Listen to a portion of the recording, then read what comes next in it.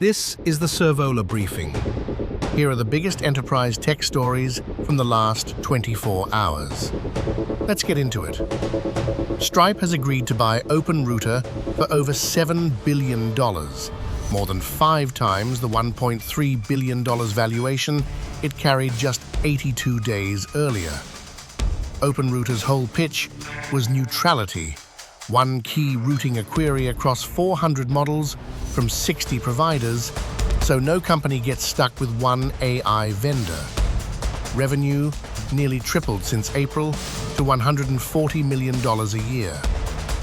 A neutral router only stays neutral while its owner has no stake in the outcome. Electronic Arts closed its $55 billion sale to Saudi Arabia's PIF, Silver Lake, and Affinity Partners on August 4, the largest leveraged buyout in corporate history. The deal left EA carrying $18 billion in new debt, with interest payments up to $1.8 billion a year. EA's own net profit has run between $800 million and $1.3 billion a year for the last 5 years. The interest bill alone is bigger than anything EA has ever earned. Groq once looked like the strongest independent challenger to Nvidia in AI chips. Now it has raised $350 million at a $3.5 billion valuation, half its 2025 peak, with Nvidia among the new investors. The drop follows a December deal where Nvidia paid Groq $20 billion to license its chip designs and hired away founder Jonathan Ross, along with key engineers. Groq has since pivoted from building chips to running an AI inference cloud instead. Germany's antitrust regulator ruled that Apple's own tracking consent prompts were designed more favorably than the ones Apple forces other apps to show. Apple has 4 months to fix it, watched by an independent trustee for 7 years. The required changes: strip discouraging wording from Apple's own prompt, make both prompts neutral, and let publishers explain inside the prompt why personalized ads matter to their business. Apple says it will roll the changes out across almost the whole EU. Google paid $10 million in Spirit Airlines' bankruptcy auction for more than 100 million internal staff emails, Teams chats, and HR records.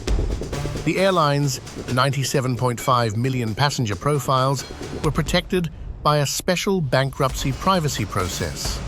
Employee data was not, because no equivalent court oversight exists for a bankrupt company's own staff. Google's only safeguard is a promise that a third party will scrub personal information before delivery, a company promise, not a court-certified standard. 2 weeks ago, Alibaba's flagship Qwen model needed 2.4 terabytes of memory just to hold, more than a single 8 GPU server provides.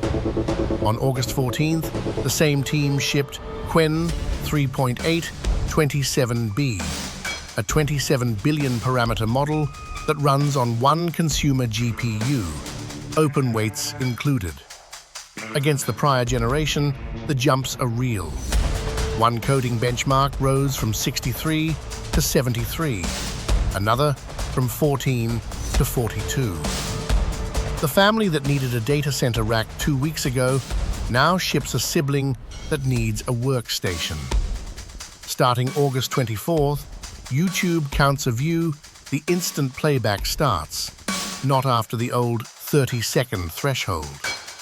Every dashboard and CPV contract built on the old number will suddenly read a bigger audience for the same viewers, unless it points at the new engaged views metric instead, which keeps the old definition alive under a different name.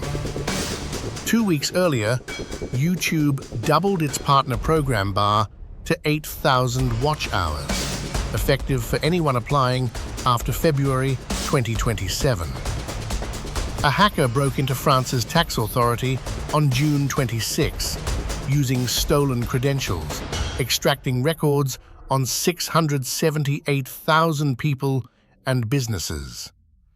It only became public 48 days later when the attacker posted the claim himself. Under French law, the fines that would hit a private company for a slow breach disclosure explicitly exempt the state. For any business whose tax records DGFIP holds, the lesson is that a government counterparty's disclosure timeline runs on political pressure, not financial deterrence. SAP Commerce Cloud had a maximum severity flaw, CVSS 10, that needs no credentials and no user interaction to hand an attacker full control. SAP shipped a same-day patch on August 11th. Days later, honeypots caught live attacks against it, with no public proof of concept ever released, meaning attackers built a working exploit straight off the patch itself. Any operator running an unpatched internet-facing storefront should treat this week's patch window as already closed, not still open. Binance has said since 2023 that it exited the Russian market completely. Documents show its compliance team still answered Russian police requests for a customer's data at least twice, over a year after that exit, including passport copies and a home address. The customer holds a Bulgarian residency permit and was charged with financing terrorism, partly on data Binance supplied. If he was registered as an EU resident, GDPR should have required a court order first. No regulator has opened a file on it. That is your briefing. The full analysis on every story in 10 languages, free, at servola.pe/journal. We will see you tomorrow.